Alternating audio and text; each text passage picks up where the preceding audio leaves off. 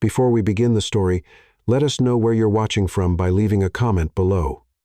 If you enjoy this video, don't forget to like and subscribe. Have a wonderful day. Enjoy the story, everyone. Manhattan, New York. Emily Carter was having the worst day of her professional life when she received the phone call that would change everything. Miss Carter. The voice was crisp, professional, with a hint of Boston sophistication. This is Catherine Brooks, personal assistant to Mr. Nathan Brooks. I'm calling to confirm your attendance at tonight's charity gala. Emily paused mid-stride on the busy sidewalk of Fifth Avenue, nearly dropping the stack of rejection letters she was carrying, along with her third cup of coffee that day. I'm sorry. I think there's been some mistake. Oh, wonderful. I'm so glad I reached you. Mr. Brooks is quite eager to meet you. Your table is reserved for 8 o'clock, and as we discussed, you'll be seated as his special companion for the evening. The media will be there. So, wait, media? Emily nearly shouted, causing a businessman in an expensive suit to give her a wide berth. I think you've called the wrong person. I'm Emily Carter, freelance journalist, currently unemployed, and I have no idea who you think I am. Perfect. That matches exactly. Emily Carter, 28, Columbia journalism graduate, speaks 3 languages fluently. The information is all correct. Emily stopped walking completely. How did this woman know these details about her? Mr. Brooks will compensate you $50,000 for tonight's appearance, Catherine continued casually, as if discussing the weather. Half deposited now, half after the event. Oh, and we've sent an appropriate dress to your apartment. It should arrive within the hour. $50,000. Emily looked at her phone's banking app. $247.83. 2 months behind on rent, empty refrigerator, student loan payments past due. What exactly would I have to do? Simply be his date for the evening. Smile. Be charming. I'm sure that will come naturally. Mr. Brooks needs a convincing girlfriend for a few hours. Business reasons, you understand? Emily didn't understand, but $50,000 spoke louder than her confusion. And if I agree, that means you'll receive $25,000 immediately. I can transfer it while we speak. Emily's phone buzzed. Banking notification. Deposit received. $25,000. She stared at the screen, blinked several times, looked again. The number was still there. So, Catherine said smoothly, shall we say 8 o'clock? 4 hours later, Emily stood in front of her bathroom mirror wearing a dress that cost more than her monthly rent. It was midnight blue, elegant but not ostentatious, and fit her curves as if it had been custom-made, which she suspected it probably had been. The doorbell rang. Emily opened it to find a uniformed driver. Miss Carter, system. Here is the revised text with all character names changed, maintaining the content and length of the original text. Manhattan, New York. Emma Larson was having the worst day of her professional life when she received the phone call that would change everything. Miss Larson. The voice was crisp, professional, with a hint of Boston sophistication.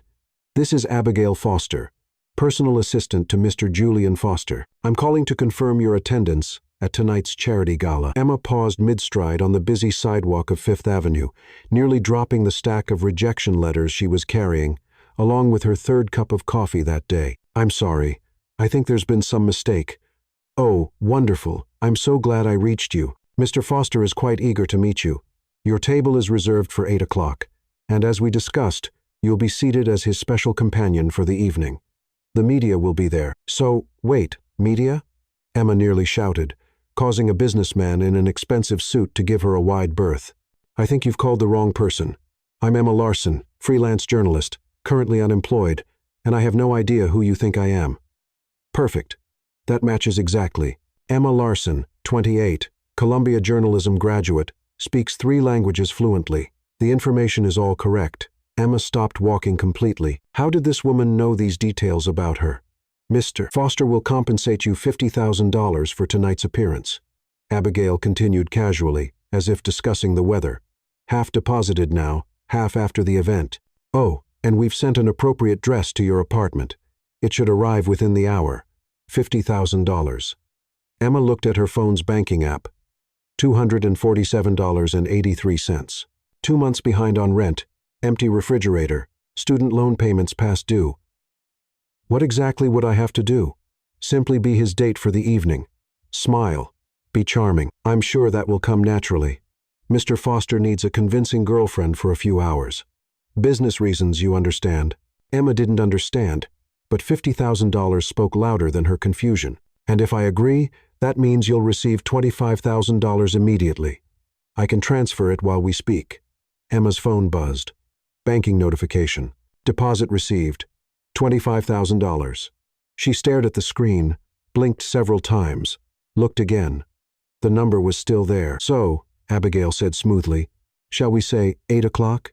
4 hours later, Emma stood in front of her bathroom mirror, wearing a dress that cost more than her monthly rent. It was midnight blue, elegant but not ostentatious, and fit her curves as if it had been custom-made, which she suspected it probably had been.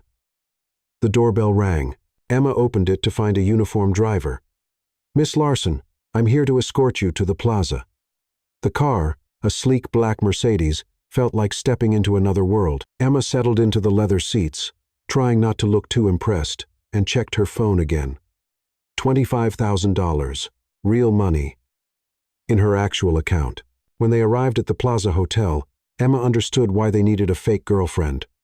The ballroom was filled with at least 300 elegantly dressed people, half of them clearly New York elite, the other half apparently international dignitaries.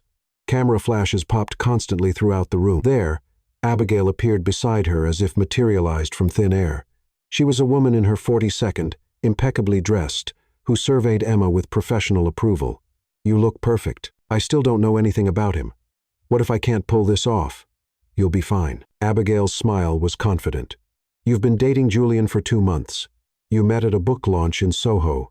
You're passionate about investigative journalism and social justice. He knows you speak Spanish and French, so feel free to impress. Oh, and call each other darling or sweetheart, but don't overdo it. Wait, I haven't even seen what he looks like. What if I don't recognize him? You will. Abigail nodded toward the center of the room. Trust me. Emma followed her gaze and immediately understood what Abigail meant. Julian Foster was tall, easily 6'2", with dark hair that looked like he'd run his fingers through it, broad shoulders that filled out his tuxedo perfectly, and an easy smile that seemed genuine even in this obviously artificial environment. But it was his eyes that caught her attention. Deep, green, intelligent, and when they met hers across the crowded room, there was something there that made her forget to breathe for a moment. Go. Abigail gave her a gentle push. He's waiting. Emma made her way through the crowd, her heart hammering.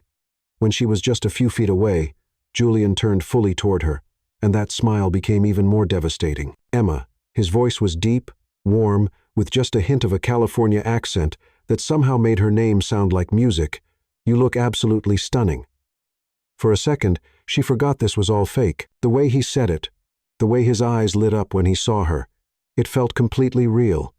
Thank you, darling. The endearment came out more naturally than she'd expected. Julian offered his arm, and when she took it, he leaned down to murmur in her ear, Thank you for doing this. I know it must seem completely insane. A little, she whispered back, smiling for the cameras that had already turned their attention to them. But the money helps with the insanity. He laughed, a genuine laugh that sent a flutter through her stomach. Good to know you're here purely for mercenary reasons. Makes things less complicated. Somehow, Emma wasn't sure that was true. The evening was surreal. Julian was the perfect escort. Attentive. Funny. Including her in every conversation. When a tech entrepreneur from Silicon Valley started speaking in rapid-fire industry jargon, Julian said casually, Emma's got a better grasp of the tech world than I do. She wrote an exposé on data privacy that got picked up by the Times. That was actually true. It had been one of her last published pieces before the freelance work dried up. But the look of genuine pride on Julian's face when he said it made her chest tighten unexpectedly. Impressive, the entrepreneur said, and suddenly Emma found herself in an animated discussion about corporate accountability, while Julian watched with what looked like real admiration. You didn't tell me you were brilliant, he said quietly when the tech guy moved on. You didn't ask, Emma replied, taking a sip of champagne that probably cost more than her weekly grocery budget. What else didn't Abigail tell you about me? Apparently, everything important. Julian studied her with curiosity, like the fact that you're going to be impossible to forget. The words hung between them, charged with something that definitely wasn't in their arrangement. The rest of the evening passed in a blur of conversations, photographs, and a growing awareness that Julian Foster wasn't what she'd expected from a billionaire who needed to hire a fake girlfriend. He was sharp, had a wicked sense of humor, and treated everyone from the waitstaff to fellow billionaires with the same easy respect. More troubling, he seemed genuinely interested in what she had to say, not just polite fake boyfriend interest, but real engagement with her thoughts on journalism, politics, social issues. When it came time to leave, Emma realized she didn't want the night to end. "Thank you," Julian said as they reached the hotel's entrance. "You were perfect, better than perfect." "It was actually fun," Emma hesitated. "Julian, can I ask you something? Why did you need a fake girlfriend?" He looked at her for a long moment, and something shifted in his expression. "My family thinks I should be married by now, especially my grandmother, who controls the majority stake in our company." He ran a hand through his hair, messing it up in a way that shouldn't have been attractive, but absolutely was. "Tonight was crucial for some international partnerships, and she made it clear that if I showed up alone again, there would be consequences. So, you hired a girlfriend?" "Abigail hired one. I didn't even know your name until this afternoon." He paused. "Actually, how did Abigail get your information?" "She was pretty vague when I asked." A strange feeling crept up Emma's spine. "I don't know. I assumed you knew." They looked at each other, and Emma had the uncomfortable sensation that there was something important they were both missing. "The car will take you home," Julian said finally. "And Emma, if you'd like, maybe we could have dinner again. No cameras, no contract, just because." Emma's heart skipped. "I'd like that." His smile was the same one that had made her forget this was an act. "Then it's a date." When Emma got home an hour later, she checked her phone and saw that the remaining payment had been transferred, $50,000, enough to solve all her immediate problems and then some. But as she got ready for bed, Emma realized she wasn't thinking about the money.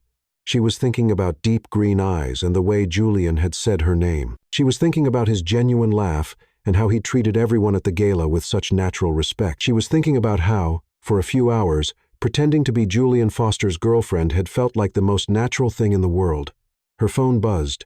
A text from an unknown number. "Had an amazing time tonight. Coffee tomorrow? Julian." Emma smiled at her phone. Maybe Abigail Foster had made the perfect mistake, but as she drifted off to sleep, a nagging thought lingered. How exactly had Abigail gotten her personal information so easily? And why had she chosen Emma specifically out of all the women in New York City? 3 days later, Manhattan. Emma was still floating on cloud 9 when her best friend Lila burst into her apartment without knocking, carrying 2 iced coffees and wearing her signature. "I need all the details. Expression." "Okay, spill everything. And I mean everything." Lila dropped onto the couch that Emma could now actually afford to replace. "You disappear for a night, come back with designer clothes and this mysterious glow, pay 3 months of rent in cash, and think I won't notice." Emma tried to look innocent. "I got a freelance assignment." "A freelance assignment that pays $50,000 for one night? What did you write? The secret formula for eternal youth?" Lila raised an eyebrow. "And don't think I didn't see you Googling Julian Foster for 2 hours yesterday." Busted. Emma sighed and told Lila everything. The mysterious phone call, the confusion about her identity, the fake girlfriend setup, and most importantly, how Julian had asked her out for real. "Wait, hold up." Lila held up a hand. "You're telling me that some random assistant called you by mistake? You went along with being a fake girlfriend, and now you're actually falling for the guy?" "I'm not falling for him," Emma protested weakly.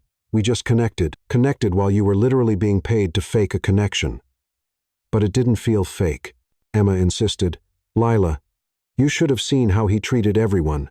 The way he talked about his work, his values. He's not what I expected from a billionaire playboy." Lila studied her friend's face. Honey, you realize this sounds like the beginning of every Hallmark movie ever made, right? And those don't always translate well to real life." Before Emma could respond, her phone buzzed. A text from Julian. "Looking forward to coffee today. I made us a reservation at that little place in Brooklyn Heights you mentioned loving." Emma frowned. "I never mentioned any place in Brooklyn Heights." "What?" Lila leaned over to read the message. "He says I mentioned some coffee shop in Brooklyn Heights, but we never talked about specific places." A strange look crossed Lila's face. What exactly did this Abigail woman tell you about why they chose you? She said they had my information, name, age, education, languages. She seemed to know everything about me, and you didn't find that weird? I was broke and desperate. $50,000 doesn't make you ask too many questions. Lila was quiet for a moment, then grabbed Emma's laptop. What's Julian's full name again? Julian Foster. Why? Julian Thomas Foster. Lila read from a Forbes article, CEO of Foster Enterprises, one of America's largest tech consulting firms, Harvard MBA. Speaks 4 languages. Never married. She paused. Look at this. She turned the laptop around. There was a photo of Julian at a business conference, and standing beside him, looking very professional, was a woman Emma recognized. That's Abigail. But look at the caption. Emma read aloud. Julian Foster with his business partner and sister. Abigail Foster. Sister. Lila repeated. His sister set this up. A cold realization crept up Emma's spine. But why would his own sister? Lila was already typing. Let me search for Emma Larson, Manhattan journalist. Oh my gosh. What? There are tons of Emma Larsons in New York. But look at this. She clicked on a LinkedIn profile. Emma Larson, 28, journalist, Columbia graduate, speaks 3 languages. It was a different woman. Similar age, similar background, but definitely not Emma. She lives in Brooklyn Heights. Lila continued reading. Near that coffee shop Julian mentioned. And look at her photo. The woman in the photo was stunning, tall, blonde, polished, everything Emma felt she wasn't. This is who they meant to hire, Emma said slowly. This is Julian's actual type. It gets stranger, Lila said, scrolling through more search results. This Emma Larson was recently featured in Vanity Fair's Rising Stars under 30 list. She runs her own media company. Lila's voice trailed off. What? She's dating someone, a tech entrepreneur from Silicon Valley. Lila looked up at Emma. I don't think this was just a random mistake. Emma's phone rang. Julian's name flashed on the screen. Answer it, Lila whispered. But be careful. Hi, Julian. Emma, I'm sorry, but I need to cancel coffee. His voice sounded strange, tense. Something unexpected came up. Is everything okay? Yes. Maybe we can reschedule. There was something in his tone that made Emma's stomach drop. Julian, did something happen? A pause. Can I ask you something? And please be honest. Of course. Did you know who I was before Abigail called you? The question hit like a punch. What do you mean? I mean, did you know about my company, my family before that night? Julian, I'd never heard of you before Abigail called. I swear. Another pause. Okay. I'll call you later. He hung up, leaving Emma staring at her phone. That didn't sound good, Lila observed. No, it didn't. Emma sank onto the couch. Lila, what if this whole thing was orchestrated? What if someone wanted me to meet Julian specifically? But who and why? Before Emma could answer, there was a knock at the door. She opened it to find a courier with an envelope addressed to her. Inside was a single photograph and a note written in elegant handwriting. The photograph showed Julian and Emma at the charity gala, laughing together. They looked genuinely happy, like a real couple. The note read, "Some mistakes are meant to happen. Don't let pride ruin what could be beautiful. A friend who believes in destiny." Okay, this is officially creepy, Lila said, reading over Emma's shoulder. Emma's phone buzzed again. This time it was a call from the number Abigail had used. Don't answer it, Lila warned. But Emma was tired of being confused and manipulated. She answered, Abigail? Actually, this is Julian. His voice was tight. I borrowed Abigail's phone because I had some questions for her. Questions about how she found you, and she's not answering them very well. But I did find something interesting in her office. What? A file with your name on it. Your real file. Not the other Emma Larson. Photos of you. Your address. Your work history. Even your favorite coffee shop. Julian paused. Someone has been watching you, Emma, for weeks. The apartment suddenly felt very cold. Julian, I had nothing to do with this. I swear. I believe you. But someone wanted us to meet, and they went to considerable lengths to make it happen. His voice softened slightly. The question is why? Emma looked at the photograph again, the two of them laughing, looking so natural together. Maybe, she said slowly, we should find out together. What do you mean? I mean, whoever did this clearly wants us together. Maybe instead of fighting it, we figure out who and why. That's either very brave or very foolish. Probably both. But Julian, what we had that night, the connection, was that real for you? A long pause. Yes, it was real. Then maybe that's what matters. Emma, you realize someone has been manipulating both of us. This could be dangerous, or it could be the best mistake that ever happened to us. Another pause. Are you always this optimistic about potentially dangerous situations? Only when they involve handsome billionaires and mysterious sisters. Julian laughed. That same genuine laugh from the charity gala. All right, but we do this carefully. And together, Emma agreed. After hanging up, Lila shook her head. You know this is crazy, right? Completely crazy, Emma agreed, but she was smiling. But Lila, what if whoever did this actually did us a favor? What if they saw something we couldn't see ourselves? Or what if they're complete psychopaths trying to manipulate you both for some unknown reason? Well, Emma said, looking at the photograph of her and Julian again, I guess we're about to find out. That evening, Julian's penthouse, Upper East Side. Julian's penthouse overlooked Central Park, and under normal circumstances, Emma would have been speechless at the view. But tonight, she was more focused on the wall of family photos Julian had been showing her, trying to piece together the puzzle of Abigail's motives. There, Julian pointed to a photo of himself with an elegant older woman. That's my grandmother, Evelyn Foster, the family matriarch I mentioned. She's been pressuring me about marriage since I turned 30. She looks formidable, Emma observed, studying the silver-haired woman who radiated authority even in a casual family photo. She is. Built the tech side of our business from scratch after my grandfather focused on traditional investments. Julian moved to another photo.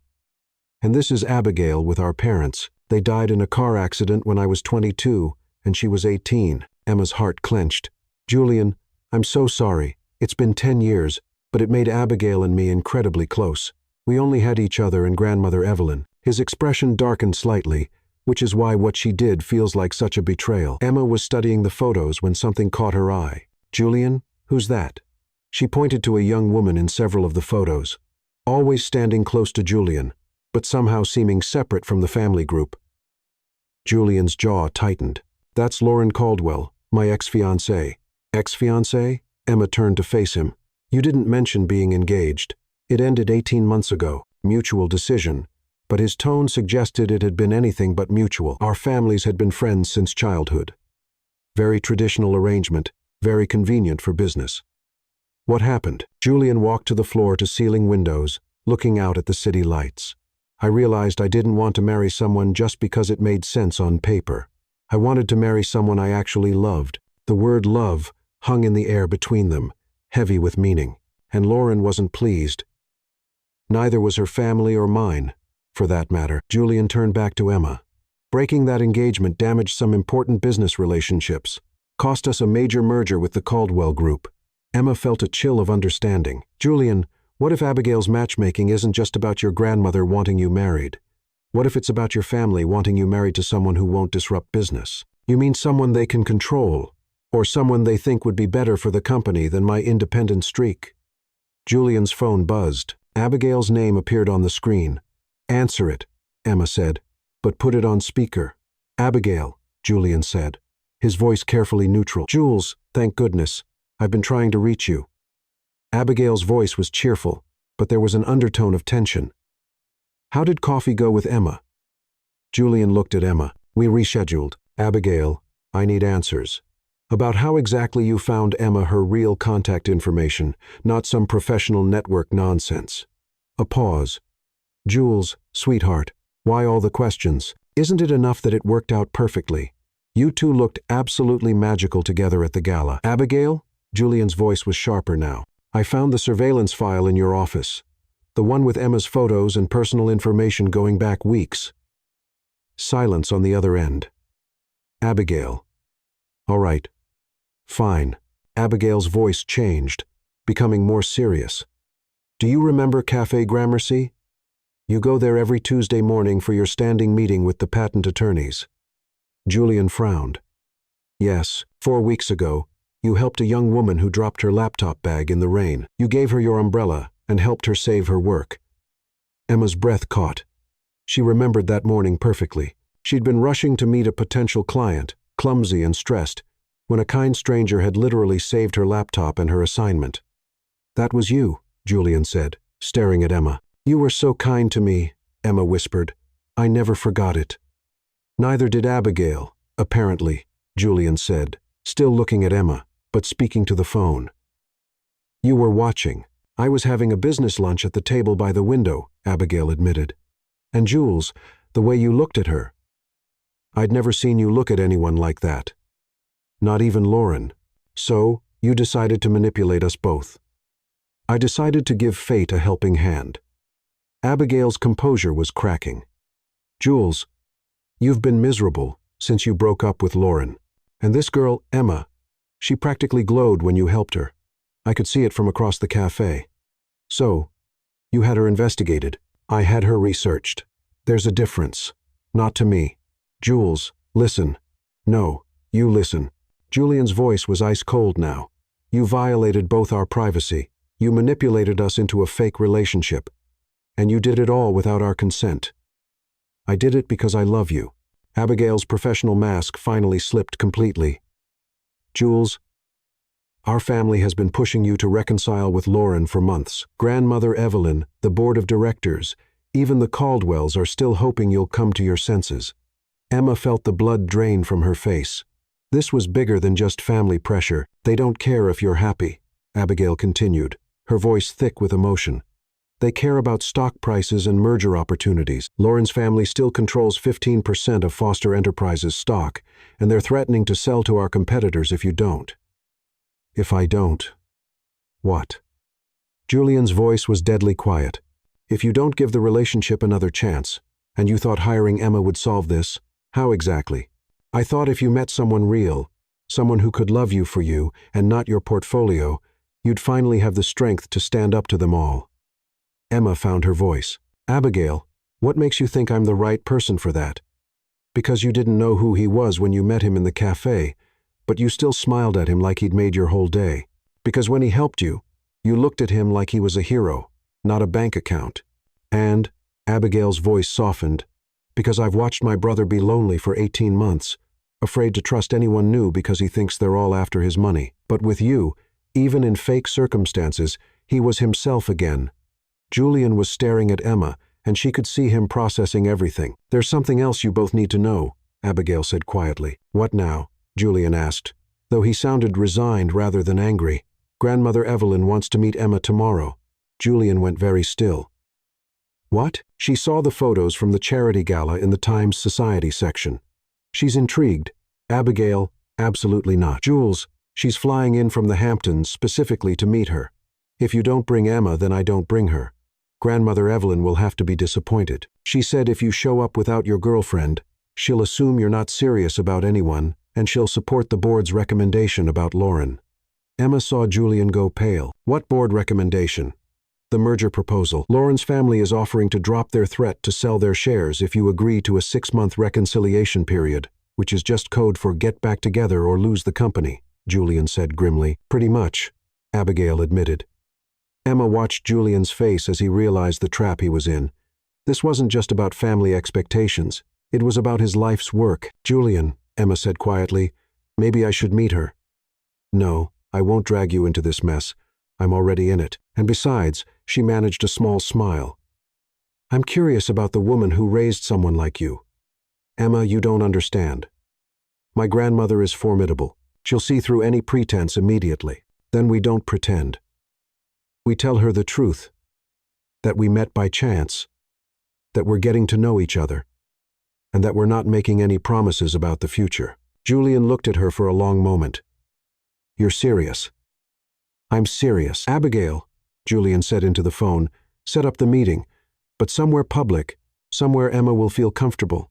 Actually, Abigail said hesitantly, she wants to have brunch at the family estate in the Hamptons.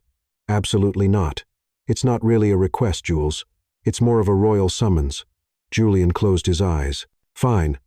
But I'm driving Emma myself, and we leave when we want to leave. Agreed. 11 o'clock tomorrow. After Abigail hung up, Julian and Emma sat in silence for a moment. You know you don't have to do this, Julian said finally. I know, but Julian, I want to meet the woman who shaped you, and I want her to know that the woman you're falling for isn't going anywhere just because she doesn't come from money. Julian stared at her. Falling for? Emma blushed, but met his eyes. Aren't you? I am, completely. But Emma, if my grandmother decides she doesn't approve of you, then we'll figure it out together. Julian reached for her hand. You realize my family is completely dysfunctional, right? So is mine. You just haven't met them yet. Is that an invitation? Maybe, if you survive tomorrow. Julian laughed and pulled her closer. You know, for a woman who was accidentally hired to be my fake girlfriend, you're remarkably brave about meeting terrifying family matriarchs. Well, Emma said, settling into his arms, someone has to keep you from getting back together with Lauren Caldwell. Is that jealousy I detect? Maybe a little. Julian kissed the top of her head. Good. I like you jealous. Julian. Yeah? Tomorrow, when we meet your grandmother, what if she actually likes me? Then, Julian said, we'll have an even bigger problem. Why? Because then she'll want to plan our wedding. Emma laughed, but part of her wondered if that would really be such a problem after all. The Hamptons, New York, Foster family estate. The drive to the Hamptons took 2 hours, giving Emma plenty of time to second-guess her decision to meet Evelyn Foster. Julian had tried to prepare her during the drive, describing his grandmother as brilliant, intimidating, and capable of seeing through any deception within 30 seconds, which wasn't exactly reassuring. She built Foster Enterprises' tech division from nothing, Julian explained as they turned into a tree-lined driveway that seemed to stretch for miles. When my grandfather wanted to stick with traditional investments, she convinced him to diversify into emerging technologies. That decision made us one of the wealthiest families in New York. And she controls how much of the company? 60% directly, another 15% through various trusts. She could fire me tomorrow if she wanted to. Julian glanced at Emma, who was staring out the window at the approaching mansion. Having second thoughts? Third and fourth thoughts, Emma admitted. Julian, what if she takes one look at me and decides I'm completely wrong for you? Then she'll be wrong. Julian reached over and squeezed her hand. Emma, my grandmother values authenticity above everything else. Don't try to be someone you're not. Just be the woman who impressed me so much that I forgot our arrangement was fake. The Foster estate was breathtaking, a sprawling Georgian mansion overlooking the Atlantic Ocean, with perfectly manicured gardens and enough land to constitute its own small town. As they pulled up to the main entrance, Emma spotted at least 3 other luxury cars in the circular driveway. We're not the only guests, she observed. Julian's face darkened as he recognized the vehicles. That's Lauren's Mercedes and her parents' Bentley. He looked at Emma apologetically. I'm sorry, I had no idea they'd be here. Your grandmother invited your ex-fiancée to meet your current girlfriend? Apparently so. Julian turned off the engine and turned to face Emma. We can leave right now if you want. Just say the word. Emma looked at the imposing mansion, then at Julian's worried face. She thought about Abigail's words, how Julian had been lonely for 18 months, how his family was trying to force him back into a relationship that would benefit business but not his heart. No, she said firmly. If this is some kind of test, then let's pass it. Julian smiled, the first genuine smile she'd seen from him all morning. Have I mentioned that you're incredible? Not nearly enough. They were met at the front door by a uniformed butler who looked like he'd been with the family for decades. Mr. Julian, Miss Larson, Mrs. Foster is expecting you on the terrace. The interior of the house was as impressive as the exterior. High ceilings, priceless artwork, and furniture that looked like it belonged in a museum. But Emma barely had time to take it in before they were led through French doors onto a stone terrace overlooking the ocean. Evelyn Foster was holding court at a wrought iron table set for 6, and Emma immediately understood why Julian had called her formidable. She was in her mid-72nd, but looked 20 years younger. With silver hair styled in an elegant chignon, sharp blue eyes that seemed to catalog everything, and an aura of command that made everyone else on the terrace seem like supporting characters. "Julian, darling." Evelyn rose gracefully and embraced her grandson, and this must be the famous Emma Larson. Emma found herself being assessed by the most penetrating gaze she'd ever encountered. Evelyn's handshake was firm, her smile polite but measuring. "Mrs. Foster, thank you so much for inviting me. Your home is absolutely beautiful. Please, call me Evelyn." "And yes, it is beautiful, isn't it? Julian's grandfather and I built it as our retreat from the city. Now it's become something of a family gathering place." Evelyn's eyes never left Emma's face. "I understand you're a journalist." "I am freelance. Mostly investigative pieces."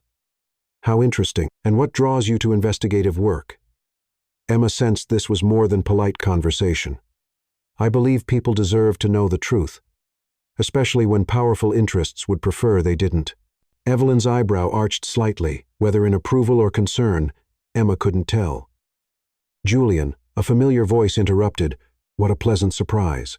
Emma turned to see a tall blonde woman approaching from the other end of the terrace. Lauren Caldwell was everything the photos had suggested and more, stunningly beautiful in an effortless old money way, wearing a designer sundress that probably cost more than Emma's monthly rent, and carrying herself with the confidence of someone who'd never doubted her place in the world. "Lauren," Julian's voice was carefully neutral, "I didn't know you'd be here. Mother mentioned Evelyn had invited us for brunch. I hope you don't mind." Lauren's smile was perfect as she turned to Emma. "And you must be the journalist." "I'm Lauren Caldwell, Emma Larson. Nice to meet you." Lauren's handshake was as polished as everything else about her. But Emma caught something calculating in her eyes, a quick assessment that left Emma feeling somehow found wanting. "Shall we sit?" Evelyn suggested. "I've had Cook prepare something special." As they settled around the table, Emma found herself strategically placed between Julian and Evelyn, with Lauren directly across from her. The other guests, Lauren's parents, whom Evelyn introduced as Edward and Margaret Caldwell, flanked Lauren like elegant bookends. "So, Emma," Edward Caldwell said as the first course was served, "Julian tells us you graduated from Columbia Journalism School." "Yes, sir. And what was your focus?" Emma sensed another test. "Investigative reporting with an emphasis on corporate accountability." A slight smile played at Evelyn's lips. How apropos. "And what stories have you worked on recently?" "I just completed a piece on tech companies using user data without proper disclosure. It's being reviewed by several publications." "Really?" Lauren leaned forward with apparent interest. "Which companies?" Emma named several major tech firms, including two that she knew were Foster Enterprises clients. She watched Evelyn's reaction carefully, but the older woman's face remained impassive. "How fascinating," Margaret Caldwell said in a tone that suggested the opposite. "And is that lucrative work?" The question hung in the air like a challenge.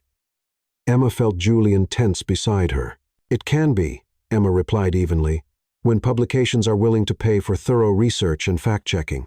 Of course, freelance work must be so unpredictable," Lauren said with apparent sympathy. "The uncertainty, the irregular income. I imagine it would be difficult to plan for the future." Emma realized she was being deliberately provoked. Lauren was pointing out, in the most polite way possible, that Emma was financially unstable and therefore unsuitable for someone in Julian's position. "I find uncertainty keeps life interesting," Emma replied, "and integrity matters more to me than a steady paycheck." "How admirable," Evelyn said, and this time Emma was certain she caught approval in the older woman's voice. "Tell me, Emma, what did you think of the charity gala the other night? It was eye-opening. I had no idea how much good could be accomplished when people with resources decide to use them responsibly. And what did you think of Julian's speech about sustainable technology initiatives?" Emma paused. Julian hadn't given a speech at the gala. This was a trap. Evelyn was testing whether Emma had actually paid attention to Julian or had been focused on the performance aspect of their arrangement. "Actually," Emma said carefully, "Julian didn't give a speech that night, but we did have several interesting conversations about sustainable tech with other guests. His knowledge of renewable energy applications was impressive." Evelyn's smile became genuinely warm for the first time. Indeed, it was. "Julian has been championing environmental initiatives within Foster Enterprises for years, sometimes against considerable resistance," Julian added, glancing meaningfully at the Caldwells. "Change is always difficult," Edward Caldwell said diplomatically. Traditional approaches have served our families well for generations, but tradition without innovation leads to stagnation, Emma observed. The companies that adapt to changing values and technologies are the ones that survive. An interesting perspective, Evelyn said. And what changes do you think are most important for businesses to embrace? Emma found herself in an animated discussion with Evelyn about corporate responsibility, environmental sustainability, and the role of technology in solving social problems. She was vaguely aware that Lauren was growing increasingly quiet, and that Julian was watching the exchange with something like amazement. "Excuse me," Lauren said suddenly, standing. "I think I need some air." She walked to the edge of the terrace, and after a moment, Julian excused himself to follow her. Emma tried not to watch as they engaged in what appeared to be an intense, quiet conversation. "She's lovely," Margaret Caldwell said, though her tone suggested otherwise. "Yes, she is," Evelyn replied firmly, "intelligent, principled, and completely unimpressed by wealth or status. Quite refreshing, actually." Emma felt a flush of gratitude toward Evelyn, but she could see the Caldwells exchanging worried glances. "Evelyn, dear," Edward said carefully, "surely you can see that Julian and Lauren have so much history together. They understand each other's worlds. They understand each other's bank accounts." Evelyn corrected sharply. "There's a difference." At the edge of the terrace, Lauren and Julian's conversation seemed to be growing more heated. Emma caught fragments, "Throwing away everything we built and never loved me the way you look at her." Finally, Lauren stalked back to the table, her perfect composure cracked. "I think we should go," she announced to her parents. "This was clearly a mistake." "Lauren, darling," her mother began. "No, Mother, it's obvious that Julian has made his choice." Lauren's eyes flashed as she looked at Emma. "I just hope he doesn't regret it when reality sets in." "What's that supposed to mean?" Julian demanded, returning to the table. "It means that fairy tales don't last, Jules. Eventually, the differences in your backgrounds, your experiences, your expectations, they all matter." Lauren's voice was sad now rather than angry. "I know you think love conquers all, but in our world, compatibility matters more than chemistry." "Lauren," Evelyn's voice was steel. "That's enough." But Lauren wasn't finished. "Ask yourself this, Emma. What happens when the novelty wears off? When Julian's friends and business associates expect you to fit into a world you don't understand? When you realize that being with him means living in a fishbowl, where every decision you make reflects on his family's reputation?" Emma felt the words hit their mark. These were exactly the fears she'd been trying to suppress. "Lauren," Julian's voice was warning. "When you realize," Lauren continued relentlessly, "that you'll never be anything more than a charity case he rescued, that his family will always see you as the woman who wasn't good enough, who needed to be elevated to his level. Enough." Evelyn's voice cracked like a whip. "Lauren Caldwell, you will leave my home immediately." The silence that followed was deafening. Lauren looked stricken, as if she hadn't meant to go that far. "Evelyn, I'm sorry. I didn't mean." "Yes, you did, and now everyone knows exactly what kind of person you are." Evelyn stood, radiating dignity and controlled fury. "Edward, Margaret, I think it's time for you to take your daughter home." The Caldwells departed in a flurry of awkward apologies and wounded pride, leaving Emma, Julian, and Evelyn alone on the terrace. Emma was fighting back tears, Lauren's words echoing in her head. The worst part was that some of them rang true. "Emma," Evelyn said gently, settling back into her chair, "I owe you an apology." "You do?" "I invited the Caldwells here today as a test. I wanted to see how you'd handle yourself in a difficult situation, and how Julian would react to having you and Lauren in the same room." Evelyn's expression was rueful. "I didn't anticipate that Lauren would be quite so vicious." "She wasn't entirely wrong, though," Emma said quietly. "Our backgrounds are completely different. I don't know anything about your world." "My dear girl," Evelyn said firmly, "I didn't build Foster Enterprises by worrying about what other people thought was appropriate. I married a man whose family thought I was beneath them because I was Irish Catholic and worked for a living. They spent years trying to make me feel inadequate." She leaned forward, her eyes intense. "Do you know what I learned?" Emma shook her head. "That people who try to make you feel small do so because they're threatened by your authenticity. Lauren attacked you because she could see that what you and Julian have is real, something she never had with him. But she's right about the practical issues." "Nonsense. You want to know what I saw today? I saw a young woman who held her own in conversation with some of the most influential people on the East Coast, who showed grace under pressure and didn't back down from her principles when challenged. who clearly makes my grandson happier than I've seen him in years. Evelyn's smile was warm.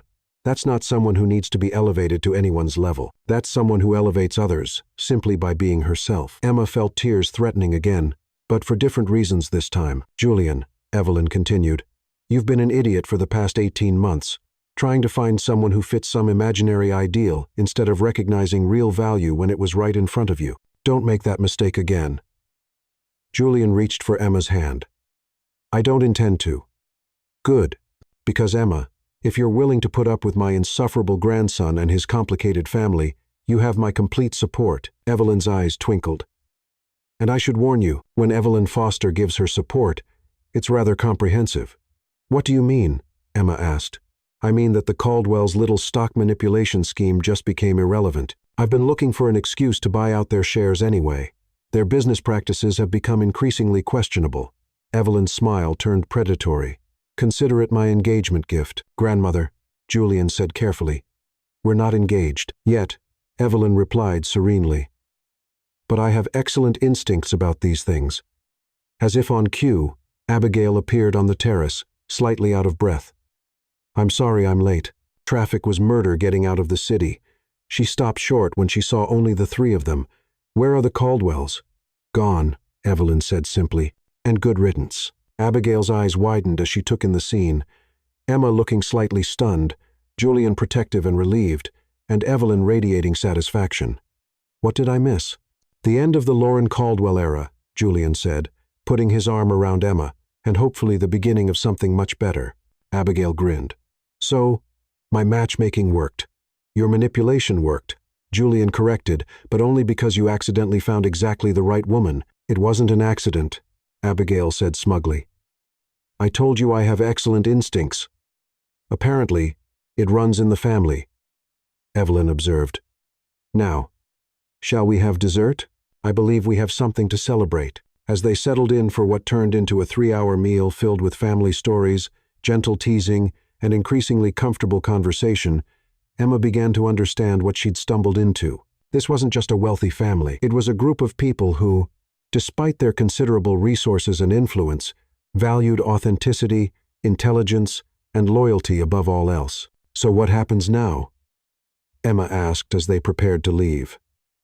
Now? Evelyn said, embracing her warmly. You become part of this family, if you want to. What about the business issues, the board pressure? Evelyn waved dismissively. Let me worry about the board. They'll fall in line once they understand that the Caldwell alliance is no longer beneficial. Her smile turned sharp. I didn't get where I am by letting other people dictate my family's future. During the drive back to Manhattan, Emma and Julian were quiet, both processing the day's events. Are you okay? Julian asked finally. I think so. Your grandmother is not what I expected. What did you expect? Someone cold and intimidating. Instead, she's just formidable. There's a difference. There is. And Emma. About what Lauren said, she wasn't entirely wrong, Emma interrupted. I don't know your world. I don't know the rules, the expectations, the social codes. So, we'll learn together. Emma, I don't want you to change to fit my world. I want my world to be worthy of you. Emma looked at him, this man who'd started as a stranger, become a fake boyfriend, and was now, what exactly? Julian, what are we doing here, really? He pulled over to the side of the road and turned to face her. We're falling in love, he said simply. Despite the manipulation, despite the complications, despite the fact that it started as a lie, we're falling in love, and I think we should stop fighting it. Emma studied his face. The strong jaw, the green eyes that had caught her attention that first night, the expression of complete honesty. Your grandmother said she has excellent instincts about engagements. She does. It's actually kind of scary. Julian, yeah? I think I'm ready to stop fighting it too. He kissed her then, right there on the side of the road, with the sun setting behind them and the city lights beginning to twinkle ahead. And for the first time since this whole crazy adventure began, Emma wasn't thinking about money or manipulation or social differences. She was thinking that sometimes the best mistakes are the ones that lead you exactly where you belong. 1 week later, Manhattan. Emma was beginning to think that falling in love with Julian Foster had been the easy part.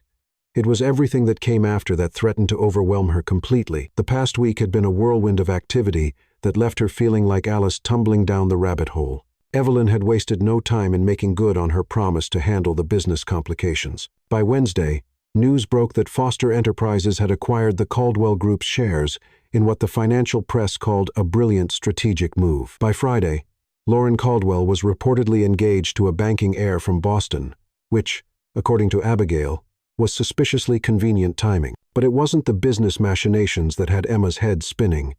It was the sudden, overwhelming reality of being Julian Foster's very public girlfriend. "You need to see this," Lila said, bursting into Emma's apartment with her laptop and a concerned expression.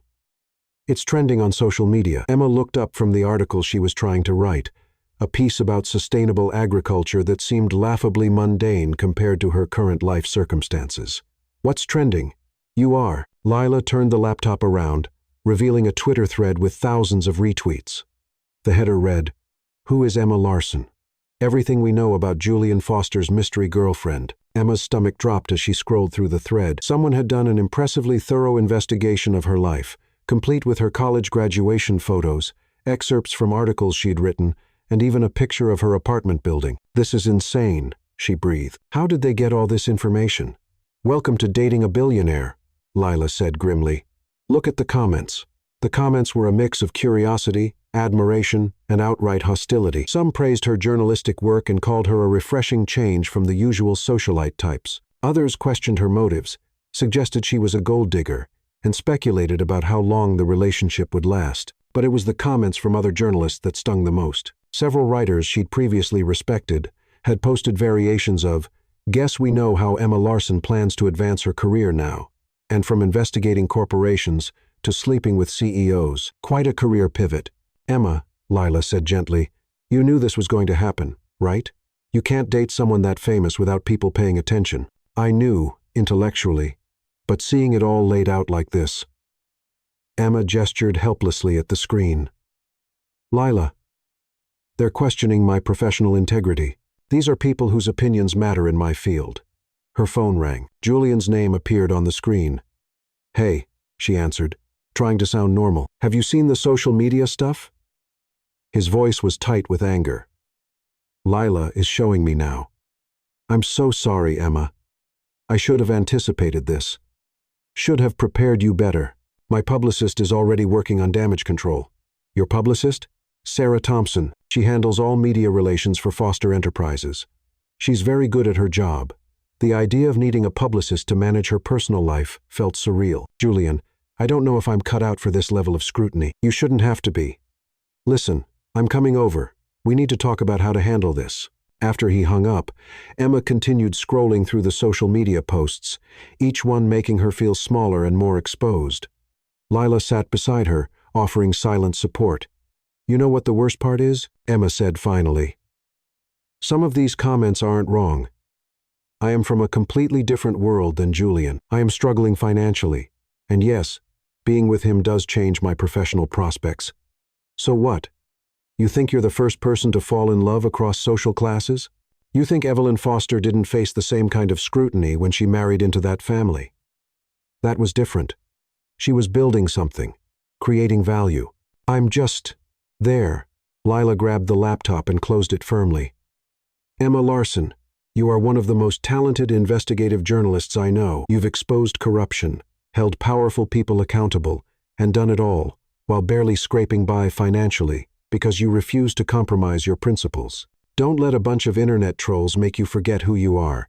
Before Emma could respond, there was a knock at the door. She opened it to find Julian looking unusually harried, accompanied by a sharp-eyed woman in her 42nd with perfectly styled black hair and an expression of controlled urgency. "Emma, this is Sarah Thompson," Julian said. "Sarah, Emma Larson." Sarah's handshake was brisk and professional. "Miss Larson, we need to discuss strategy immediately. The story is spreading faster than we anticipated, and we need to get ahead of it." "Strategy for what, exactly?" Emma asked, feeling increasingly overwhelmed. "For managing your public image. Right now, the narrative is being written by other people, bloggers, gossip columnists, social media users who don't know you. We need to craft a counter-narrative that presents you in the proper light." "I'm sorry. but I don't want to be presented in any light. I just want to be left alone to do my job and live my life." Sarah and Julian exchanged a look. "Miss Larson," Sarah said carefully, "I understand this is overwhelming, but you're dating one of the most prominent businessmen in America. Privacy is no longer an option. The best we can do is control the message. What does that mean practically?" Sarah pulled out a tablet and began scrolling through what appeared to be a detailed presentation. "We start with a carefully crafted interview, maybe with Vanity Fair or Harper's Bazaar. Something that positions you as an system, accomplished professional who happens to be in a relationship with Julian, not as a nobody who got lucky." "But I am a nobody who got lucky," Emma protested. "No," Julian said firmly. "You're an accomplished journalist who happens to be dating me. There's a significant difference." Sarah nodded approvingly. "Exactly. We emphasize your educational background, your professional achievements, your commitment to social justice. We position this as a meeting of equals." "Except we're not equals," Emma said. "Julian owns companies. I can barely pay my rent. Financial equality isn't the only kind that matters," Sarah replied smoothly. "You bring intellectual equality, moral equality, professional accomplishment. The narrative becomes, successful businessman meets brilliant journalist, finds intellectual and emotional partnership." Lila, who had been listening from the kitchen, suddenly spoke up. "What about the investigation?" Everyone turned to look at her. "Lila," Emma said warningly. "No, I think this is important. Emma, you've been so focused on managing the fallout from your relationship that you've completely forgotten about the mystery behind how it started." Sarah looked confused. "What mystery?" Julian and Emma exchanged glances. They hadn't told anyone outside the family about Abigail's manipulation or the surveillance file. "It's complicated," Julian said finally. "Uncomplicate it," Sarah demanded. "If there are skeletons in this closet, I need to know about them now before someone else digs them up." Emma made a decision. "Lila's right. Sarah, what I'm about to tell you doesn't leave this room. But you need to understand what we're really dealing with." Over the next hour, Emma and Julian laid out the entire story. The mistaken phone call, the wrong Emma Larson, Abigail's surveillance and manipulation, even the mysterious note about destiny. Sarah listened with the focused intensity of a crisis management expert, taking notes and asking pointed questions. "So, let me get this straight," Sarah said when they finished. "Your sister hired what she thought was a different woman to be your fake girlfriend, accidentally hired Emma instead, and this accidental meeting led to a real relationship. That's the simplified version." "Yes," Julian confirmed. "And there's documented evidence of surveillance, investigation, and deliberate manipulation." "Yes." Sarah was quiet for a long moment, staring at her notes. "This is either the most romantic story I've ever heard, or a potential public relations nightmare." "Which one do you think it is?" Emma asked. "Both. If this story gets out the wrong way, it'll be spun as a billionaire so desperate for companionship that his family had to hire him a girlfriend. The implications for Julian's business reputation would be significant." Emma felt her heart sink. She'd been so focused on her own exposure that she hadn't fully considered how this could damage Julian professionally. "On the other hand," Sarah continued, "if we control the narrative, this becomes the ultimate modern fairy tale. Fate intervening to bring two people together despite the odds, overcoming deception to find real love." "You want us to publicize the manipulation?" Julian asked, incredulous. "I want us to reframe it, not as manipulation, but as destiny with a helping hand. Abigail becomes the loving sister who saw her brother's loneliness and engineered a chance encounter. The surveillance becomes research to ensure compatibility. The fake relationship becomes the catalyst for discovering real feelings." Emma shook her head. "I don't want to lie about what happened. We wouldn't be lying. We'd be emphasizing certain aspects while downplaying others. It's all about perspective." "Sarah," Julian said carefully, "what happens if we don't do any of this? If we just ignore the media attention and let it die down naturally?" Sarah's expression was grim. "It won't die down. Julian, your front-page news, your relationship status affects stock prices. Emma, whether you like it or not, you're now a public figure. The attention will continue. And without active management, the narrative will be written by people who don't have your best interests at heart." As if to prove Sarah's point, Emma's phone began buzzing with calls from unknown numbers. Her email inbox was filling with interview requests, invitations to events, and offers for various endorsement deals. "This is insane," Emma muttered, watching the notifications multiply. "This is your life now," Sarah said matter-of-factly. "The question is whether you want to have some control over it or let it control you." Julian moved to sit beside Emma on the couch. "Whatever you decide, I'll support. If you want to retreat from public life, I'll do everything in my power to protect your privacy. If you want to engage on your terms, I'll make sure you have all the resources you need." Emma looked around the room at Lila, whose concern was evident, at Sarah, whose professional competence was both reassuring and intimidating, at Julian, whose love and support were unwavering, but whose very presence in her life had created this situation. "I need some air," she said suddenly, standing up. "I need to think." "Emma," Julian started to rise. "Alone, please. I need a few minutes to process all of this." She grabbed her jacket and headed for the door, leaving the three of them in her small apartment to discuss her future without her. The streets of Manhattan were busy with the usual evening rush, and for a few minutes, Emma allowed herself to blend into the crowd of anonymous people going about their normal lives. She found herself walking toward Central Park, seeking the relative quiet of the tree-lined paths. Her phone buzzed with a text from an unknown number. "Saw the news. Congratulations on landing the big fish. Hope the money's worth your integrity. A former colleague." Emma stared at the message, feeling a mix of anger and hurt. This person, whoever they were, had distilled all her fears into one brutal sentence. Was she selling out? Had she compromised her principles for financial security and social status? Another text, this one from a number she recognized. "Emma, it's Dr. Bennett from Columbia. Saw the social media buzz. Don't let the critics get to you. You were one of our most principled students, and I'm sure you still are. Proud of you. Professor B." Professor Bennett had been her ethics instructor and thesis advisor. His message brought tears to her eyes, but also clarity. She wasn't the same person who had started this journey a week ago, but she was still fundamentally herself. The question wasn't whether she was compromising her integrity. It was whether she was strong enough to maintain it under unprecedented pressure. Her phone rang. Evelyn Foster's name appeared on the screen. "Mrs. Foster. Evelyn, dear, and I'm calling because Abigail told me about the social media situation. How are you holding up?" Emma found herself pouring out her fears and frustrations to Julian's grandmother. The professional criticism, the public scrutiny, the feeling of being overwhelmed by forces beyond her control. "Emma," Evelyn said when she finished, "may I tell you a story?" "Of course.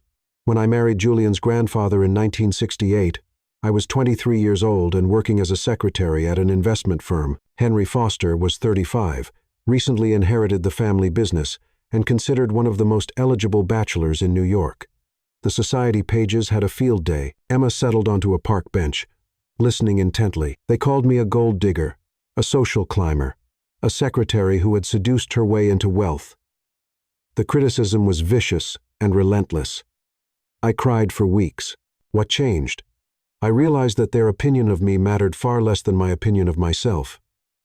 And more importantly, I understood that I had a choice. I could let their criticism diminish me, or I could use it as motivation to prove them wrong. How did you prove them wrong? By becoming indispensable, by learning everything I could about the business, by contributing ideas and insights that helped the company grow, by earning my place through competence rather than just marriage. Evelyn's voice grew stronger. "Emma, you have skills and talents that brought you to Julian's attention long before he knew your name. Don't let anyone, including yourself, forget that. But the situation is so complicated now. The publicity, the scrutiny, the situation is what you make of it. You can retreat and let others define you, or you can step forward and define yourself. But whatever you choose, make sure it's your choice, not a reaction to other people's expectations." After Evelyn hung up, Emma sat in the park for another hour, watching people walk by and thinking about choices. She thought about the young woman who had spilled coffee on her laptop and been rescued by a kind stranger. She thought about the journalist who had spent years investigating corruption and holding powerful people accountable. She thought about the woman who had impressed Evelyn Foster, not with her pedigree, but with her principles. When she finally returned to her apartment, Sarah was gone, but Julian and Lila were still there, clearly worried. "I'm sorry for running out," Emma said. I needed to get my head straight. And? Julian asked carefully. And I've decided that Sarah is right. If I'm going to be a public figure, I want some control over how I'm presented. But I have conditions. Julian's relief was visible. Name them. First, no lies. We can emphasize positive aspects and downplay negatives, but everything we say publicly has to be true. Agreed. Second, I don't want to become a professional girlfriend. Whatever publicity we do has to include my work as a journalist. I want to use this platform to highlight the stories and causes I care about. That's actually brilliant, Lila interjected. You'll have access to people and platforms you never could have reached before. Third, Emma continued, I want to maintain some privacy. I'll do interviews and public appearances, but my personal space, this apartment, my family, my close friendships, those stay off limits. Sarah can make that work, Julian assured her. And finally, Emma took a deep breath. I want to be involved in every decision about how our relationship is presented publicly. No surprises, no strategies I haven't approved. Julian moved closer to her. Emma, are you sure about this? Once we start down this path, it'll be hard to go back to anonymity. I think anonymity was never really an option once I fell in love with you, she said, reaching for his hand. But I'd rather face this challenge as your partner than run away and spend the rest of my life wondering what if. He pulled her into his arms, and for a moment, the complications faded away. This was what mattered. Not the publicity or the scrutiny or the business implications, but this connection between them that had started accidentally and grown into something real and precious. So, what's our first move? Emma asked. Sarah suggested a profile piece with a major magazine, something that lets you tell your story in your own words. And then we figure out how to build a life together in the public eye, without losing ourselves in the process. Emma's phone buzzed with another notification, another interview request, another invitation to a high-profile event. Instead of feeling overwhelmed, she felt a spark of determination. These people wanted to know who Emma Larson was. She'd show them, but she'd do it on her own terms. The next morning, Emma woke up to find that someone had leaked photos of Julian leaving her apartment building. The headlines were already writing themselves. Foster heir's overnight visit to girlfriend's modest apartment. And, from penthouse to studio, love knows no boundaries. Instead of panic, Emma felt a strange sense of liberation. The speculation was over. Their relationship was fully public now, which meant they could stop hiding and start living authentically. Her phone rang. Sarah Thompson. Good morning, Emma. I assume you've seen the photos. I have. We need to move quickly now. I've got Vogue interested in an exclusive profile, and Julian's publicist thinks we should coordinate with a business piece for Forbes. We can control the narrative completely. Set up the meetings, Emma said. I'm ready. After hanging up, she looked around her small apartment, the place where this whole adventure had begun, with a mysterious phone call. Soon, she'd probably move somewhere more secure, more appropriate for Julian's girlfriend. But for now, this was still her space, her sanctuary. Julian emerged from her tiny kitchen, carrying 2 cups of coffee, looking ridiculously handsome in rumpled clothes from the night before. Any regrets? He asked, settling beside her on the couch. Emma considered the question seriously. A week ago, she'd been a struggling freelance journalist with an empty bank account and an uncertain future. Now, she was dating a billionaire, being courted by major magazines, and facing a level of public scrutiny that would have terrified her former self. None, she said, surprising herself with how much she meant it, only that it took Abigail's manipulation to bring us together. I should have asked you out that day in the cafe. Maybe, or maybe we needed all the complications to appreciate what we have. Julian set down his coffee and pulled her closer. I love you, Emma Larson.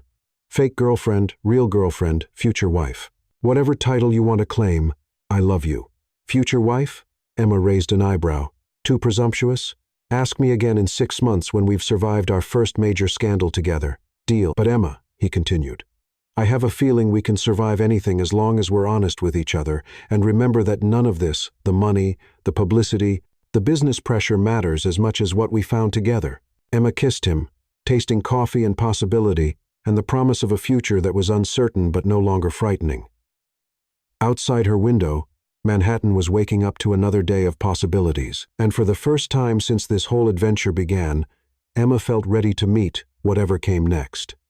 The accidental bride was becoming an intentional partner, and the story was just beginning. 3 months later, Manhattan.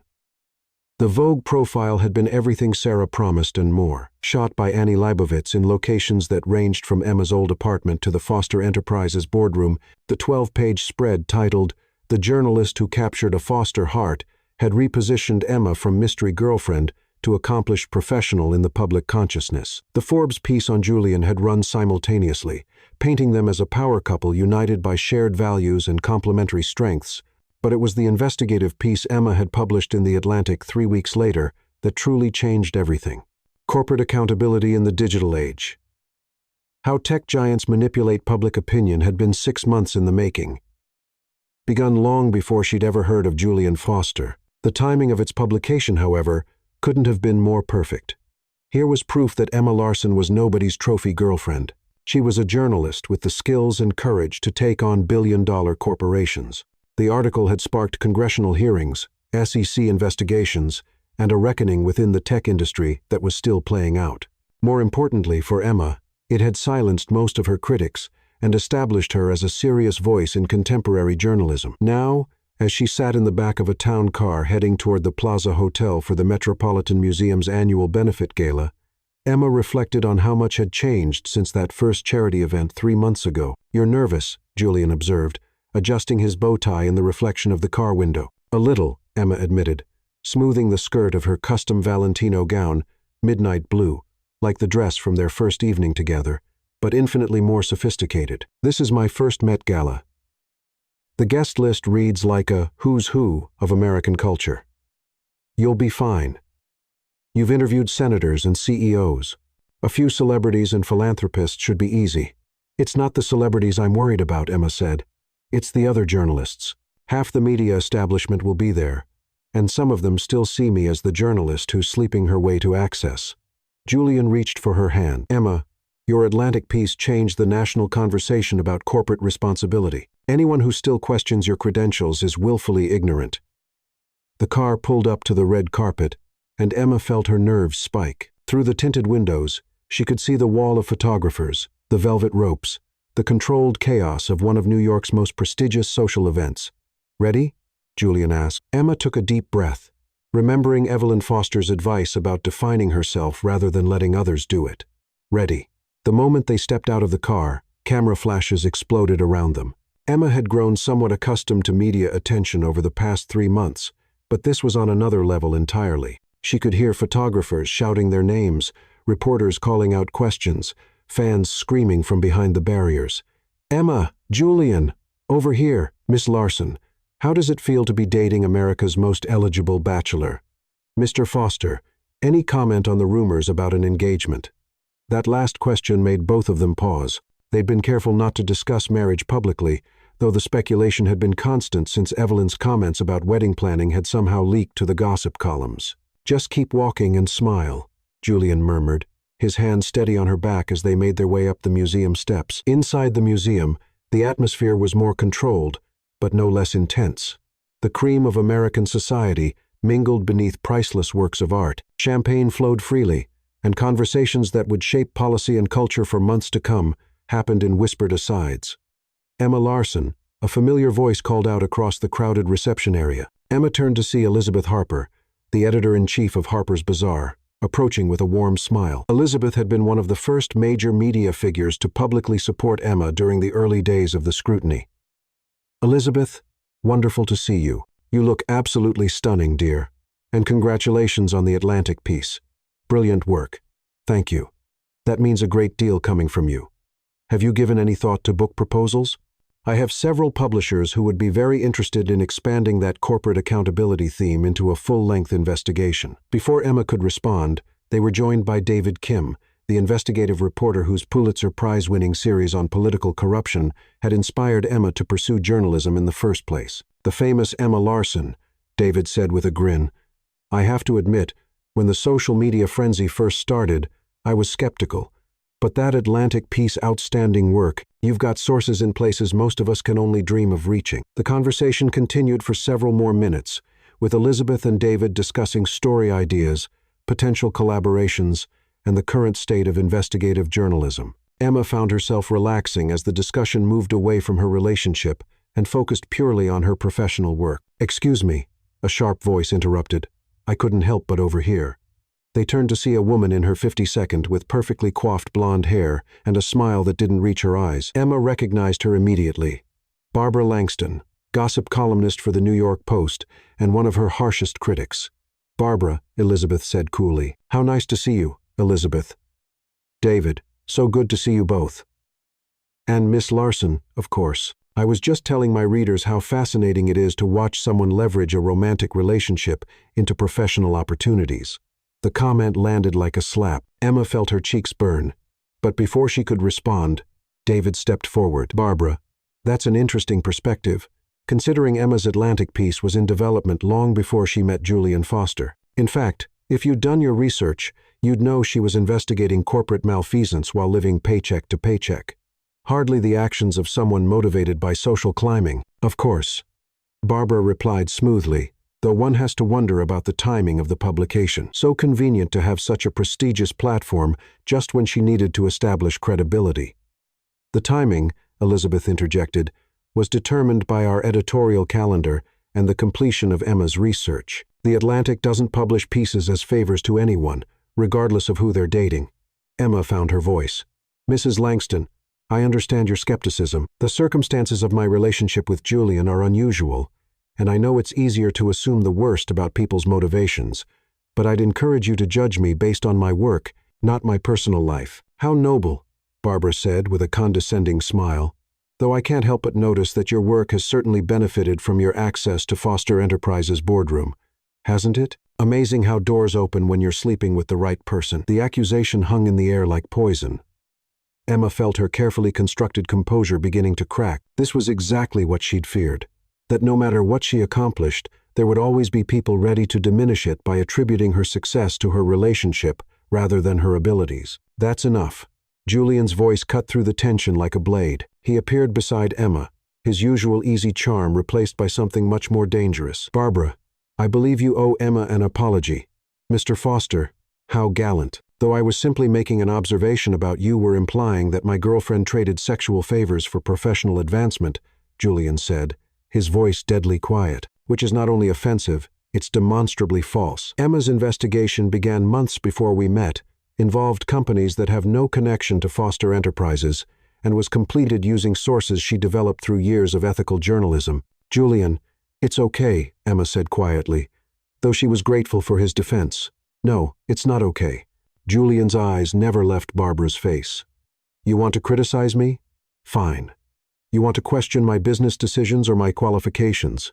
Have at it." But Emma earned her reputation through talent, integrity, and hard work. Anyone who suggests otherwise is either ignorant or malicious. "Well," Barbara said, clearly flustered by the confrontation, "I certainly didn't mean to imply." "Yes, you did," David interrupted. "Barbara, I've known you for 15 years, and you never say anything you don't mean. The question is whether you're going to apologize for a baseless attack on a colleague's professional integrity." The small crowd that had gathered during the confrontation waited in tense silence. Barbara looked around, clearly realizing she'd overstepped in front of witnesses who wouldn't hesitate to report her behavior. "Of course, perhaps I misspoke. Miss Larson, I apologize if my comments seem to minimize your professional achievements." It was a grudging apology at best, but Emma accepted it graciously. "Thank you, Mrs. Langston. I appreciate that." Barbara retreated, but the encounter had shaken Emma more than she wanted to admit. As the crowd dispersed and conversations resumed, she excused herself to find a quiet corner to collect herself. She found herself in a relatively secluded alcove near the Egyptian wing, trying to process what had just happened. Despite all the positive coverage, despite the success of her Atlantic piece, there were still people who saw her as nothing more than a gold digger who'd gotten lucky. "Emma," Abigail Foster appeared beside her, looking concerned. "I saw what happened with Barbara Langston. Are you okay?" "I'm fine," Emma said automatically, then sighed. "No, actually, I'm not fine, Abigail. Does it ever get easier? The constant scrutiny, the assumption that everything I achieve is somehow connected to Julian's influence." Abigail was quiet for a moment, studying Emma's face. "Can I tell you something about why I really arranged for you to meet Julian?" Emma looked up, surprised. I thought we'd covered that. You saw us interact at the cafe and decided to play matchmaker. That's part of it, but not the whole story. Abigail glanced around to make sure they weren't being overheard. Emma, I've been watching Julian struggle with this exact issue for years. Every woman he dated was either after his money or so wealthy herself that the relationship felt like a business merger. He'd started to believe that genuine connection was impossible for someone in his position. And you thought I'd be different because I was broke? I thought you'd be different because of how you reacted when he helped you in the cafe. You thanked him, smiled at him, and walked away. You didn't ask his name, didn't try to extend the interaction, didn't show any interest in who he was or what he could do for you. You treated him like a kind stranger, not a potential opportunity. Emma considered this. I had no idea who he was, exactly. And Emma, in the 3 months since you've been together, have you ever asked Julian to use his influence to advance your career? Have you ever leveraged your relationship for professional gain? Number. Of course not. Of course not, because despite what Barbara Langston and others like her want to believe, you have integrity. You've maintained clear boundaries between your personal and professional life, even when it would have been easier to blur them. But people assume what they want to assume. Emma, you can't control other people's opinions. You can only control your own actions. Abigail smiled, and your actions have been exemplary. Before Emma could respond, Julian appeared in the alcove. There you are. I was worried when you disappeared. Just needed a moment, Emma said. That confrontation was more intense than I expected. I'm sorry you had to deal with that. Barbara Langston has been a toxic presence in New York media for years. Actually, Emma said, straightening her shoulders, I'm glad it happened because it clarified something important for me. What's that? I've been so focused on proving that I deserve to be with you, that I'm worthy of your family's acceptance, that I belong in your world. But that's the wrong question. Julian and Abigail both looked puzzled. The right question, Emma continued, is whether this world, our world, the one we're building together, is worthy of who we are when we're together. And I think it is. She looked around the museum at the priceless art, the elegantly dressed guests, the carefully orchestrated social theater of high society. This is all beautiful, and I'm grateful to be part of it. But what makes it meaningful isn't the luxury or the exclusivity. It's the opportunity to use privilege responsibly, to leverage access for positive change, to be part of something larger than ourselves. Julian smiled, and Emma saw pride in his expression. That's exactly what I hoped you'd realize. Mr. Foster, Miss Larson, a museum staff member appeared at the entrance to the alcove. I'm sorry to interrupt, but they're about to begin the presentation ceremony. You're needed on stage. Emma looked confused. On stage? I'm not part of any presentation. Abigail and Julian exchanged glances. Actually, Julian said, looking slightly nervous, you are, Emma. The museum is announcing their new investigative journalism fellowship tonight. It's a program to support journalists working on stories about cultural institutions and their social responsibility. That's wonderful. But what does it have to do with me? You're the inaugural recipient, Abigail said with a grin. The fellowship comes with a $100,000 stipend, full access to the museum's archives and resources, and a commitment to publish your findings in a major publication. Emma stared at them. How is that possible? I never applied for any fellowship, because it didn't exist until last month, Julian admitted. The museum board was so impressed with your Atlantic piece that they created the program specifically to support similar work. Julian, please tell me you didn't have anything to do with this. I swear to you, I had no involvement in the selection process. In fact, I didn't even know about it until they called to verify some background information. The museum staff member cleared his throat politely. I'm sorry, but they really do need you on stage now. Emma looked at Julian, then at Abigail, both of whom were beaming with pride and excitement. This is really happening. It's really happening, Julian confirmed. And Emma, it's happening because you earned it. Not because of me, not because of our relationship, but because you're exactly the kind of journalist they want to support. As they made their way back to the main reception area, Emma felt a surge of confidence she hadn't experienced in months. This was validation from one of the most prestigious cultural institutions in America, recognition of her work that had nothing to do with her romantic life.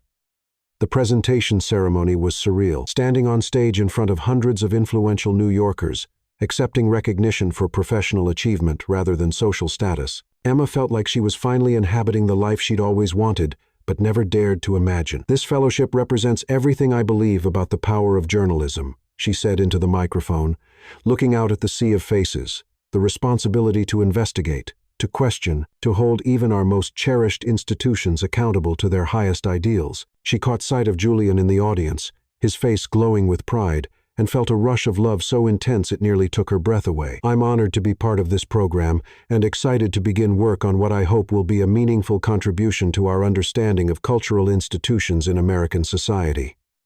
The applause was thunderous.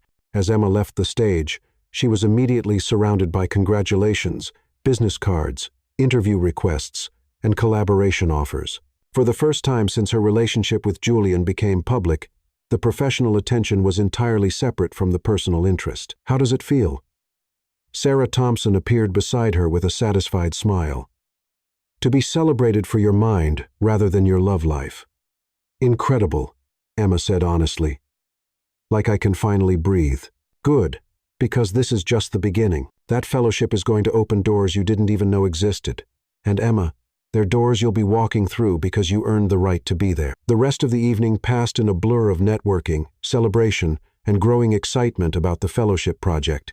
By the time she and Julian finally returned to his penthouse, her apartment had become impractical once the paparazzi discovered her address.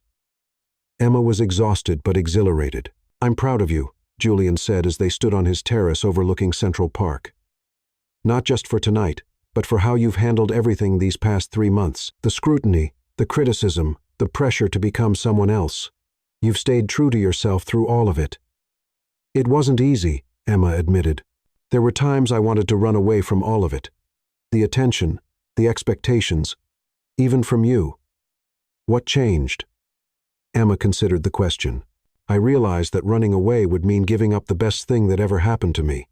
And I don't just mean our relationship, though that's certainly part of it. I mean the life we're building together, the opportunities we have to make a real difference." Julian pulled her closer. "Speaking of the life we're building together," something in his tone made Emma look up at him more sharply. "Julian." "What?" "I have something for you." He reached into his jacket pocket and pulled out a small velvet box. Emma's heart stopped. "Julian, before you panic," he said quickly, "this isn't what you think it is. Or rather, it's not what you think it is yet." He opened the box to reveal not an engagement ring, but a key, old-fashioned, ornate, clearly vintage. "It's the key to the house in the Hamptons, the one next to my grandmother's estate." Julian's nervousness was evident now. "I bought it last month, thinking, hoping, that maybe you'd want to spend summers there with me as a place that's ours. Not mine or yours, but ours." Emma stared at the key, understanding its significance. This wasn't just about real estate. It was about commitment, about building a shared life, about taking the next step without rushing into marriage before they were both ready. "Julian, it's beautiful, but I can't let you buy me a house. You're not letting me buy you anything. I'm asking you to share something with me." "There's a difference." Emma picked up the key, feeling its weight in her palm. "What about my independence, my career? I don't want to become someone who just orbits around your life. That's exactly why I bought the house. It has a separate wing that would be perfect as a writing studio. Natural light, library space, complete privacy when you need to work. You could use it as a base for your fellowship research or for the book Elizabeth mentioned. You were listening to that conversation. I'm always listening when people talk about how brilliant you are." Emma laughed, feeling some of her tension ease. "So, this is what exactly? A commitment ceremony for people too practical for engagement? This is me saying that I love you, that I want to build a life with you, and that I'm confident enough in what we have to invest in our shared future." Julian paused. "And maybe, if things continue going well, there might be a different kind of key and a different kind of box sometime in the next year or two. Just a key, though, for now. Just a key, for now." Emma looked out at the city spread below them, thinking about the journey that had brought them to this moment. 6 months ago, she'd been a struggling journalist who couldn't pay her rent. Tonight, she'd been honored by one of the most prestigious institutions in America and offered a key to a shared future with a man she loved desperately. "Yes," she said simply. "Yes to the house. Yes to the shared life." Yes, to building something together that's bigger than either of us could create alone. Julian's smile could have powered the city below. He swept her into his arms, spinning her around on the terrace as the lights of Manhattan twinkled beneath them. "I love you, Emma Larson," he said when he finally set her down. "I love you, too, Julian Foster. Even if you are completely crazy. Crazy enough to believe in accidental perfection. Crazy enough to believe in intentional happiness." As they kissed under the stars, Emma reflected on how much had changed since Abigail's perfect mistake had brought them together. What had started as deception had become the foundation for complete honesty. What had begun as a financial transaction had evolved into emotional investment. What had seemed like an impossible mismatch had revealed itself as perfect complementarity. The accidental bride had become an intentional partner, ready to build a life that honored both her independence and their connection. And if sometimes that life would be lived in the public eye, with all the scrutiny and pressure that entailed, at least it would be lived authentically, with integrity and with love. 6 months later, when Julian did present her with a different kind of box containing a different kind of promise, Emma's answer would be just as simple and just as certain: yes to him, yes to them, yes to the beautiful, complicated, perfectly imperfect life they were creating together. But that's another story entirely. For now, it was enough to stand on a terrace overlooking the city where they'd found each other, holding the key to their shared future, and knowing that the best accidents sometimes lead to the most intentional choices.